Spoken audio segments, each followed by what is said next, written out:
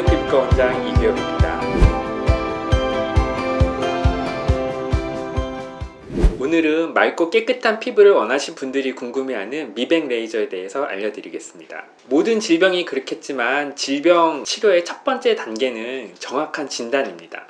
색소질환도 마찬가지인데요. 겉으로 봤을 때는 다 비슷비슷해 보이는 게 많은데 실제적으로 다 다른 질환들인 경우가 많고, 조직학적으로 깊이도 다르고 색소 분포의 양상도 다르고 색소가 생기는 원인도 다르기 때문에 치료의 방법도 그 원인에 따라서 다양하게 달라져야 하는 게 색소 치료입니다. 그래서 무엇보다 정확한 진단을 해야 잘 치료할 수 있는 게 색소 질환이기 때문에 이런 피부 조직학에 대한 이해가 부족하면은 정확하게 진단하거나 치료하기가 어렵습니다. 저희 병원에서는 비지아나 벡트라와 같이 과학적인 장비를 통해서 색소 질환의 분포나 아니면 원인을 정확하게 판단하고 있고요. 정확한 진단을 바탕으로 치료를 통해서 색소 병변을 개선시키고 피부톤을 밝게 만들어 드리고 있습니다. 이제 환자분들이 피부 병변에 있는 색소 때문에 병원에 오시면 보통 기미 때문에 왔다고 표현을 하시는데, 진짜 기미 때문에 오신 분도 있고 아니면 주근깨나 잡티, 검버섯 같은 것 때문에 오시는 경우도 있습니다. 이게 조직학적으로 다 다르고 임상양당도 좀 구분이 되기 때문에 치료 방법도 달라지게 되기 때문에 구분을 하는 것이 필요합니다. 주근깨는 표피성 색소로 햇빛 때문에 생기는 색소라고 보시면 되고요.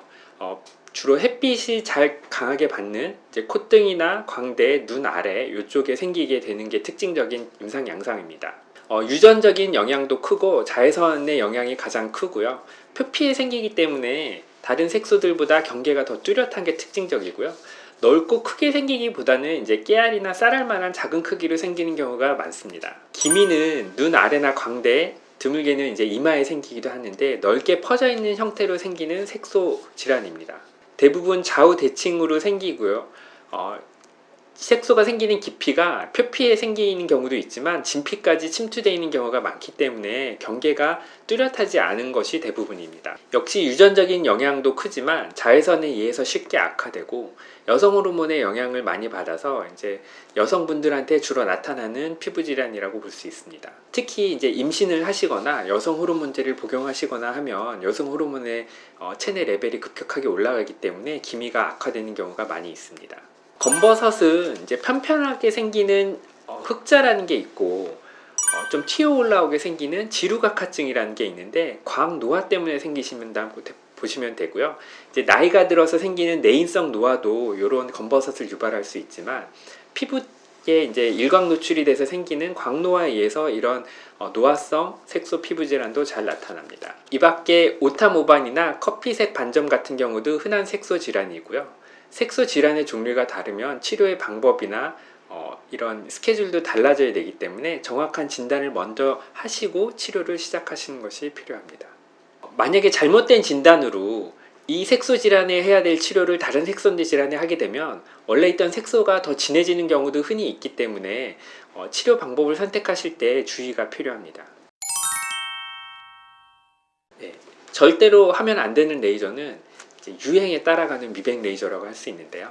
아까도 말씀드렸듯이 증상이 뭐고 진단이 뭔지 정확히 돼야지 그에 맞는 레이저를 하실 수 있는데 새로 나온 레이저다, 요즘 유행하는 레이저다, 옆에 사람이 이 레이저 받고 좋아졌대더라 그래가지고 그 레이저를 무조건적으로 하게 되면 오히려 갖고 있는 색소 질환이 악화되실 수 있으니까 유행하는 레이저 무조건 따라 하시는 거는 주의가 필요합니다. 실제로 사용해보면 새로 나온 기계라 그래서 무조건 효과가 좋은 것도 아니고, 어떤 병원들에서는 이제 특정한 기계를 홍보 목적으로 사용하는 경우가 많은데요. 이 기계 홍보만 보고 가서 그 기계 하러 가셨다가 악화되는 경우가 종종 있습니다.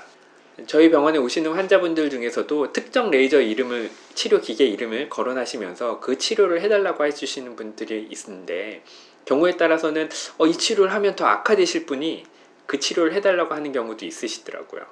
그래서 미백 치료는 유행을 따라서가 아닌 정확한 진단을 받은 후에 전문의랑 상담을 하시고 치료의 종류나 스케줄을 결정하는 것이 가장 중요합니다. 피부과 전문의를 찾아서 정확히 진단을 받고 치료를 시작했을 때 본인이 원하는 맑고 깨끗한 피부를 만드실 수 있다는 점 주의하시고요. 본인이 원하는 그 밝은 톤의 피부를 만드시기를 바라겠습니다. 감사합니다.